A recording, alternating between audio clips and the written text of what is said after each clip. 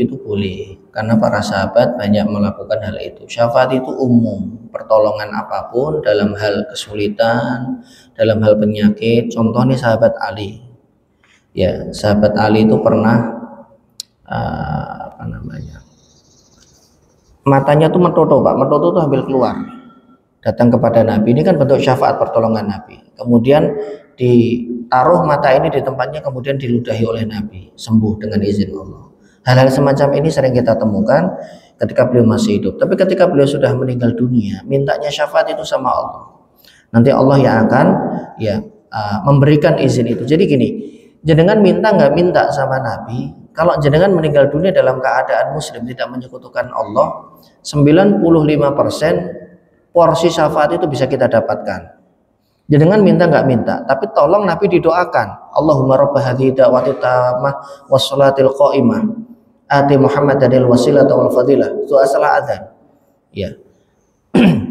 Beliau mengatakan barang siapa yang berdoa halat lahum syafaati. Jadi cara kita adalah mendoakan Nabi dengan cara-cara seperti ini.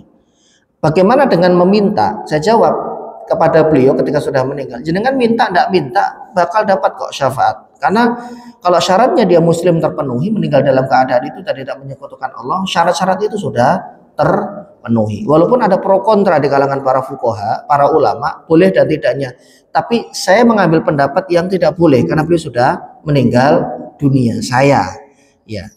Tapi ketika ada yang lain selama mengatakan oh bisa saja, selama mereka punya hujjah, punya argumen, ya itu hak masing-masing. Tapi kalau saya pribadi, saya tidak melakukan hal itu. Karena apa? Kaidah-kaidah dari hadis yang sudah kita kumpulkan, kita teliti, semuanya mengacu bermuara kepada seseorang muslim itu pasti mendapatkan syafaat dari Nabi kalau dia meninggal dalam keadaan muslim. Minta nggak minta, tapi dengan kita meminta dengan cara mendoakan, caranya adalah mendoakan beliau.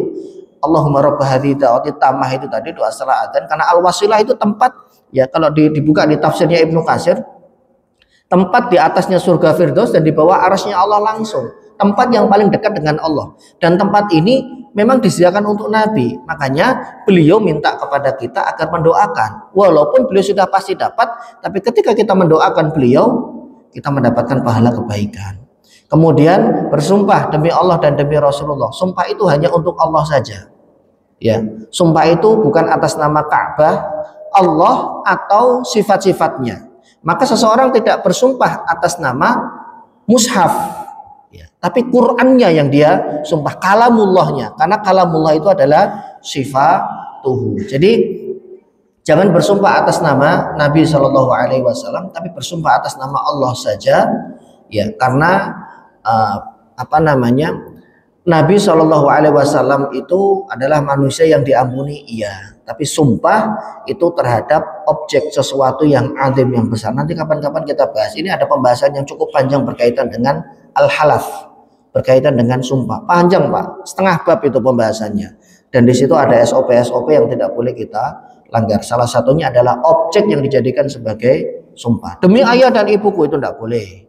Ya, demi Rasulullah ini juga tidak. Karena sumpah itu hanya boleh ditujukan kepada Ar-Rabbu Al-Azim, zat yang maha agung, zat yang maha besar, yaitu Allah saja. Begitu. Cukup, Amanto? Oh, ada satu lagi. Waalaikumsalam.